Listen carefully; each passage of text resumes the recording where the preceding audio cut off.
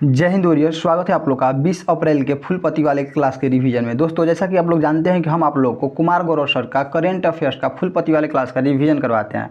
यहाँ पर आप लोग को 10 क्वेश्चन मिलता है, इसका इंपॉर्टेंट पॉइंट मिलता है और लास्ट में इन सब पर आधारित आप लोग को 30 क्वेश्चन इस प्रकार का ऑब्जेक्टिव टाइप का क्वेश्चन मिलेगा और ये सभी क्वेश्चन इन सभी डाटा पर आधारित रहेगा। और बता दें कि आप लोगों को पीछे का जो क्लास है 2-3 दिन का करंट अफेयर्स का नहीं हुआ है क्योंकि मेरा एग्जाम चल रहा था, ठीक ना। लेकिन अभी आज से एग्जाम खत्म हो जाएगा तो आज से आप लोग का पर डे वीडियो अपलोड होगा। ओके, तो चलिए हम लोग अपना पहला क्वेश्चन देखते हैं। पहला सवाल आप लोग का है कि हाल ही में 1 अरब लोग की जल सुरक्षा के लिए वाटर फॉरवर्ड पहल किसने शुरू की। पहला बात, वाटर फॉरवर्ड पहल किसने शुरू की थी? विश्व बैंक ने। किसने शुरू की? विश्व बैंक ने। क्या वाटर फॉरवर्ड पहल किसने शुरू की? विश्व बैंक ने। कितने लोगों के लिए? 1 अरब लोगों की जल सुरक्षा के लिए। ओके, ये बात ध्यान रखिएगा। अगर बात करें कि विश्व बैंक और IMF की स्थापना कब हुई थी तो 1944 ईस्वी में किस सम्मेलन के तहत हुई थी? तो ब्रेटन वुड्स सम्मेलन के तहत हुई थी। विश्व बैंक और IMF के मुख्यालय दोनों का मुख्यालय वाशिंगटन DC में ही है। और विश्व बैंक की बात करें तो विश्व बैंक को ही IBRD कहते हैं और विश्व बैंक के अध्यक्ष है अजय बंगा। अगर बात करें वाशिंगटन DC किसकी राजधानी है तो अमेरिका की राजधानी कहाँ है? वाशिंगटन DC है। चलिए क्वेश्चन नंबर सेकंड के पास चलते हैं। क्वेश्चन नंबर दूसरा है कि हाल ही में विश्व सूत्र पहल किसने लॉन्च की? तो विश्व सूत्र पहल को कपड़ा मंत्रालय ने लॉन्च किया। किस मंत्रालय ने लॉन्च किया है? कपड़ा मंत्रालय ने। किसको? विश्व सूत्र पहल को लॉन्च किया है। ओके, अगर बात करें कि विश्व सूत्र पहल का उद्देश्य क्या है तो इसका उद्देश्य है भारतीय हथकरघा को विश्व स्तर पर बढ़ावा देना। विश्व सूत्र का अर्थ होता है दुनिया के लिए भारत की बुनाई। इसका अर्थ क्या है? दुनिया के लिए भारत की बुनाई, इसका अर्थ है। विश्व सूत्र पहल को कहाँ पर लॉन्च किया गया है तो भुवनेश्वर में लॉन्च किया गया है। विश्व सूत्र पहल के उद्देश्य की बात करें तो इसका उद्देश्य है vocal for local to global. Okay, अब विश्व सूत्र पहल 5F पर फोकस करेगा। किस पर? 5F पर फोकस करेगा। अगर बात करें कि किस राज्य में कौन सी साड़ियाँ प्रमुख है तो मान लीजिए गुजरात में हम जान जाते हैं कि गुजरात में पटोला साड़ी प्रमुख है, महाराष्ट्र में पैठनी साड़ी प्रमुख है, तमिलनाडु में कांचीपुरम, और जो कि बजट पेश करते वक्त निर्मला सीतारमण जी कांचीपुरम साड़ी ही पहनी थी। अगर बात करें तेलंगाना में पोचमपल्ली, उड़ीसा में इकात साड़ी फेमस है, और पश्चिम बंगाल में बालूचरी साड़ी फेमस है, असम में मुगा सिल्क फेमस है, यूपी में बनारसी, और मध्य प्रदेश में चंदेरी, बिहार में मैथिली, राजस्थान में बांधनी साड़ी फेमस है। अगर बात करें केरल में कसाबू साड़ी फेमस है और पंजाब में फुलकारी साड़ी फेमस है, और जम्मू कश्मीर में पश्मीना साड़ी। ओके, अगर बात करते हैं क्वेश्चन नंबर थर्ड के बारे में तो क्वेश्चन नंबर तीसरा है आप लोग का कि हाल ही में केन बेतवा नदी जोड़ो परियोजना के विरुद्ध में चीता आंदोलन कहाँ शुरू किया गया है? चीता आंदोलन मध्य प्रदेश, कहाँ पर? मध्य प्रदेश के छतरपुर में शुरू किया गया है। अगर बात करें चीता और चीता दोनों कहाँ पर है? MP में ही है। ओके, अमृत क्रांति की शुरुआत देखिए, अगर बात करें अमृत क्रांति की शुरुआत अटल बिहारी वाजपेयी जी ने की। अमृत क्रांति का संबंध किससे है तो इसका उद्देश्य था नदी जोड़ो परियोजना से। ओके, अगर पूछेगा अमृत क्रांति की शुरुआत किसने की? अटल बिहारी वाजपेयी ने। इसका उद्देश्य क्या था? नदी जोड़ो परियोजना। पन्ना टाइगर रिजर्व भी हम लोग जानते हैं कि पन्ना टाइगर रिजर्व कहाँ है? मध्य प्रदेश में पन्ना टाइगर रिजर्व है। माता टीला परियोजना कहाँ पर है तो माता टीला जो परियोजना है वो बेतवा नदी पर स्थित है। ओके, अगर चलिए क्वेश्चन नंबर 4 के पास चलते हैं कि हाल ही में किस राज्य के भारतीय वनस्पति शास्त्री एन अलीफ यूसुफ को आक्रामक पौधों की पहचान करने वाले ऐप के लिए WWF पुरस्कार मिला है? तो एन अलीफ यूसुफ को कौन सा पुरस्कार मिला है? WWF पुरस्कार। किस लिए? आक्रामक पौधों की पहचान करने के लिए। इनका संबंध किस राज्य से है? एन अलीफ यूसुफ का तो केरल राज्य से। किस राज्य से? केरल राज्य से। एन अलीफ यूसुफ को WWF पुरस्कार हैदराबाद में दिया गया। कहाँ पर दिया गया? हैदराबाद में। राष्ट्रीय इको युवा नवाचार सम्मेलन की आयोजन भी कहाँ पर हुआ है? अगर बात करें राष्ट्रीय इको युवा नवाचार सम्मेलन कहाँ पर हुआ है तो हैदराबाद में हुआ है। ओके, WWF की फुल फॉर्म की बात करें तो इसका फुल फॉर्म होता है वर्ल्ड वाइल्ड लाइफ फंड, इसी को हिंदी में बोलते हैं विश्व वन्यजीव कोष। ओके, WWF की स्थापना 1961 ईस्वी में हुई थी। WWF का मुख्यालय ग्लैंड स्विट्जरलैंड में है और WWF का लोगो है पांडा, जेंट पांडा है। ठीक है, और बात करें कि एन अलीम यूसुफ नियोफाइटेल ऐप के द्वारा आक्रामक पौधों की पहचान कर रहे हैं। अगर किस पौधे के द्वारा आक्रामक पौधों की पहचान करेंगे तो नियोफाइटेल ऐप पे। नियोफाइटेल ऐप कैसे चलेगा तो AI के द्वारा संचालित की जाएगी। चलिए अगला पॉइंट है कि WEF का ग्लोबल यंग लीडर अवार्ड किसे दिया गया है तो जैसा को दिया गया है। और जैसा के बारे में हम लोग जानते हैं कि ये ICC के हेड है। WEF की वर्ल्ड इकोनॉमिक फोरम की बात करें तो वर्ल्ड इकोनॉमिक फोरम की स्थापना 1971 ईस्वी में हुई थी और इसका मुख्यालय जेनेवा में है। WEF मतलब वर्ल्ड इकोनॉमिक फोरम का विंटर बैठक दावोस में होता है। कहाँ पर होता है विंटर बैठक इसका? दावोस में। चलिए क्वेश्चन नंबर 5 के पास चलते हैं। 5 नंबर सवाल है कि हाल ही में फेमिना मिस इंडिया वर्ल्ड 2026 का खिताब किसने जीता है? तो फेमिना मिस इंडिया वर्ल्ड 2026 का खिताब साध्वी साथी सैल ने जीता है। ठीक ना, कहाँ की है ये? तो गोवा की रहने वाली है। 61वें क्रम का फेमिना, अगर बात करें कि ये फेमिना मिस इंडिया वर्ल्ड कौन से क्रम का है तो 61वें क्रम का है। इसको किसने जीता है? साध्वी सतीश सैल ने जीता है। और इसका आयोजन कहाँ पर हुआ है तो इसका आयोजन भुवनेश्वर में हुआ है। अगर बात करें 60वें क्रम का फेमिना मिस इंडिया वर्ल्ड का किसने जीता है तो ये निकिता पुरवाल ने जीती थी। ठीक है। मिस वर्ल्ड प्रतियोगिता में भारत का नेतृत्व साध्वी सतीश सैल करेंगी फ्यूचर में। भारत की अगर बात करें, भारत की पहली मिस वर्ल्ड तो रीता फारिया, पहली भारतीय मिस यूनिवर्स की बात करें तो सुष्मिता सेन, और तीसरी भारतीय मिस यूनिवर्स की बात करें तो हरनाज संधू। और बात करें भारत का लेटेस्ट मिस वर्ल्ड तो मानुषी छिल्लर है। ओके, चलिए क्वेश्चन नंबर 6 के पास चलते हैं कि हाल ही में Kankaria railway coaching depot Bharat का पहला जल तटस्थ डिपो बना है। इसका संबंध किससे है तो गुजरात के अहमदाबाद से। इसका संबंध किससे है? गुजरात के अहमदाबाद से। कांकरिया रेलवे कोचिंग डिपो का उद्देश्य जल संरक्षण को बढ़ावा देना है। और कांकरिया रेलवे कोचिंग डिपो का लक्ष्य 1.6 लाख लीटर पर डे जल का संरक्षण करना है। कांकरिया रेलवे कोचिंग डिपो अवशिष्ट जल का उपचार करेगा, मतलब जो बेकार जल है उसका उपचार करेगा, उसको अच्छा बनाएगा।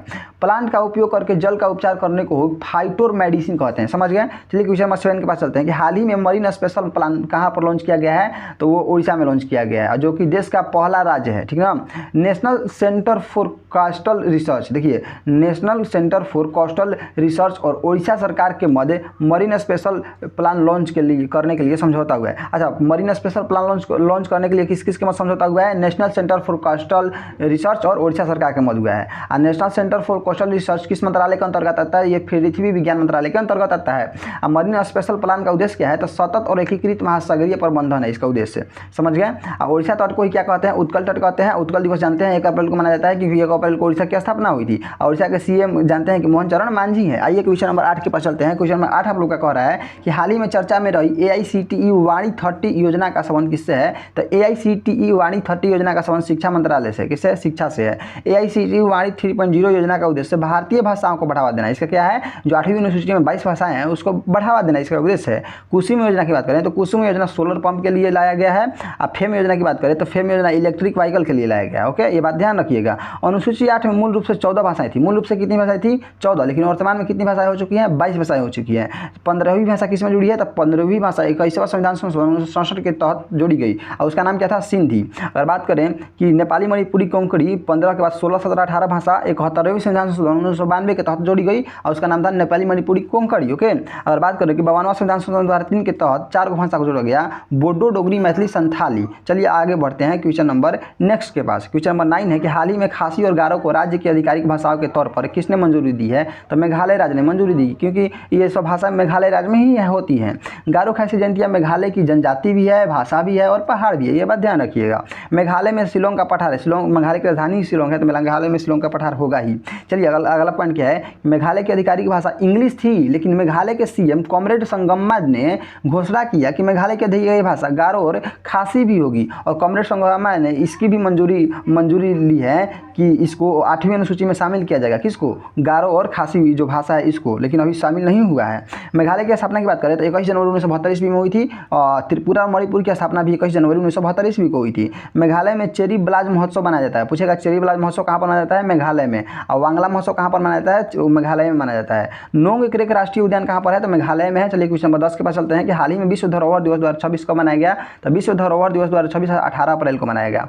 विश्व धरोहर दिवस 2026 की थीम है संघर्ष और आपदा के संदर्भ में जीवित विरासत के लिए आपातकालीन प्रतिक्रिया। भारत में कितनी विश्व धरोहर है तो 44 विश्व धरोहर है, जो कि यूनेस्को में शामिल किया गया है। 44वां विश्व धरोहर का नाम सब लोग जानते हैं कौन है? मराठा मिलिट्री स्क्वेप है। और बात करें 44 धरोहर में 7 धरोहर प्राकृतिक है। प्राकृतिक धरोहर कितनी है? 7। मिश्रित धरोहर कितनी है? 1। और संस्कृत धरोहर कितनी है? 36 है। अब बात करें हीमोफिलिया दिवस कब मनाया जाता है? 17 अप्रैल को मनाया जाता है। चलिए इन सब पर आधारित 30 सब्जेक्टिव क्वेश्चन लगाते हैं। पहला का सवाल है आप लोग का कि वाटर फॉरवर्ड पहल हाल ही में किसके द्वारा शुरू की गई तो वर्ल्ड बैंक के द्वारा शुरू की गई। क्वेश्चन नंबर नेक्स्ट के पास चलते हैं 2 नंबर की विश्व बैंक और IMF की स्थापना किस सम्मेलन के तहत हुई थी तो ब्रेटन वुड्स सम्मेलन के तहत हुई थी। क्वेश्चन नंबर 3 है कि विश्व सूत्र पहल का मुख्य उद्देश्य क्या है तो विश्व सूत्र पहल का उद्देश्य है भारतीय हथकरघा के विश्व स्तर पर बढ़ावा देना। क्वेश्चन नंबर 4 है कि प्रसिद्ध पैठणी साड़ी का संबंध किस राज्य से है तो पैठणी साड़ी का संबंध किस राज्य से, ये आप लोग कमेंट में बताइएगा, क्योंकि हम आप लोग को एक लाइन से बहुत सारी साड़ियाँ बताएं, इसका आप लोग कमेंट में जरूर बताइएगा। चलिए क्वेश्चन नंबर 5 की तरफ चल देंगे। विश्व सूत्र पहल हाल ही में कहाँ लॉन्च किया गया तो विश्व सूत्र पहल भुवनेश्वर में लॉन्च किया गया। क्वेश्चन नंबर 6 है चीता आंदोलन का संबंध किस नदी जोड़ो परियोजना से है तो केन बेतवा नदी परियोजना से है। क्वेश्चन नंबर 7 है कि भारत में अमृत क्रांति की शुरुआत किसने की थी जिसका उद्देश्य नदी जोड़ो परियोजना थी तो अटल बिहारी वाजपेयी ने अमृत क्रांति की शुरुआत की थी। क्वेश्चन नंबर 8 है कि हाल ही में किस राज्य के वनस्पति शास्त्री एन अलीम यूसुफ को WWF पुरस्कार मिला है तो वनस्पति शास्त्री एन अलीम यूसुफ का संबंध किस राज्य से? केरल से है। क्वेश्चन नंबर 9 के पास चलते हैं। क्वेश्चन नंबर 9 है कि विश्व वन्यजीव कोष WWF का मुख्यालय कहाँ है तो इसका मुख्यालय ग्लैंड स्विट्जरलैंड में है। क्वेश्चन नंबर 10 है कि WEF की स्थापना कब हुआ था तो 1971 1972 ईस्वी में हुआ था। क्वेश्चन नंबर 11 है कि 61वें फेमिना मिस इंडिया वर्ल्ड 2026 का खिताब किसने जीता है? तो इसका खिताब साध्वी सतीश सैल ने जीती है। क्वेश्चन नंबर नेक्स्ट है कि फेमिना मिस इंडिया वर्ल्ड 2026 का आयोजन कहाँ किया गया? तो भुवनेश्वर में किया गया। क्वेश्चन नंबर आप लोग का 13 है कि भारत की पहली मिस वर्ल्ड कौन थी? तो भारत की पहली मिस वर्ल्ड रीता फारिया थी। क्वेश्चन नंबर नेक्स्ट है कि हाल ही में Kankaria railway coaching depot Bharat का पहला राज्य तटस्थ डिपो बना है, यह कहाँ स्थित है? तो कौन सा? Kankaria railway coaching depot Bharat का पहला राज्य तटस्थ बना है, यह कहाँ स्थित है? तो कंकरिया जो रेलवे कोचिंग डिपो है यह मध्य प्रदेश में स्थित है। कहाँ स्थित है? मध्य प्रदेश में। अगला क्वेश्चन है क्वेश्चन नंबर 15 कि फाइटर मेडिसिन तकनीकी का उपयोग किस कार्य के लिए किया जाता है? तो इसका उपयोग जल के उपचार के लिए किया जाता है। क्वेश्चन नंबर 36 है कि मरीन स्पेशल प्लान लॉन्च करने वाला देश का पहला राज्य कौन सा है? मरीन स्पेशल प्लान लॉन्च करने वाला देश का पहला राज्य कौन सा है? पूछता है ये। तो मरीन स्पेशल प्लान किसने लॉन्च किया? उड़ीसा ने किया। किसने? उड़ीसा ने। अगला क्वेश्चन है क्वेश्चन नंबर नेक्स्ट कि उड़ीसा तट को भौगोलिक रूप से किस नाम से जाना जाता है? एक सेकेंड, ये क्वेश्चन थोड़ा सा डाउट लग रहा था हमको। ये देखिए, हाल ही में कंकालिया रेलवे कोचिंग डिपो भारत का पहला तटस्थ डिपो बना, यह कहाँ स्थित है? गुजरात में स्थित है। कहाँ पर स्थित है? गुजरात में स्थित है। ओके, चलिए 15 नंबर क्वेश्चन हो गया आप लोग का। 16 नंबर भी हो गया है। 17 नंबर देखिए, उड़ीसा तट को भौगोलिक रूप से किस नाम से जाना जाता है? तो उत्कल तट के नाम से जानता है। क्वेश्चन नंबर 18 है कि AICTE वाणी 3.0 योजना का मुख्य उद्देश्य क्या है? तो इसका उद्देश्य भारतीय भाषाओं को बढ़ावा देना है। क्वेश्चन नंबर आप लोग का 19 की तरफ चलते हैं कि कुसुम योजना का संबंध किससे है? तो कुसुम योजना का संबंध सौर पंप से है। क्वेश्चन नंबर 20 है कि इलेक्ट्रिक वाहनों को बढ़ावा देने के लिए कौन सी योजना चलाई गई है? तो फेम योजना चलाई गई है। क्वेश्चन नंबर 21 है कि भारतीय संविधान की 8वीं अनुसूची में मूल रूप से कितनी भाषाएं थी? 8वीं अनुसूची में मूल रूप से पूछ रहा है ना, तो मूल रूप से 14 भाषाएं थी। क्वेश्चन नंबर नेक्स्ट है कि किस संविधान संशोधन द्वारा सिंधी भाषा को 8वीं अनुसूची में जोड़ा गया? तो 21वां संविधान संशोधन 1967 के तहत है। क्वेश्चन नंबर 23 है कि 92वें संविधान संशोधन द्वारा कौन सी भाषा नहीं जोड़ी गई? तो 92वें संविधान संशोधन के द्वारा नेपाली नहीं जोड़ी गई। नेपाली को 71वें संविधान संशोधन के द्वारा जोड़ा गया। क्वेश्चन नंबर नेक्स्ट है कि हाल ही में किस राज्य ने खासी और गारो को आधिकारिक भाषा के रूप में मंजूरी दी है? तो मेघालय राज्य ने।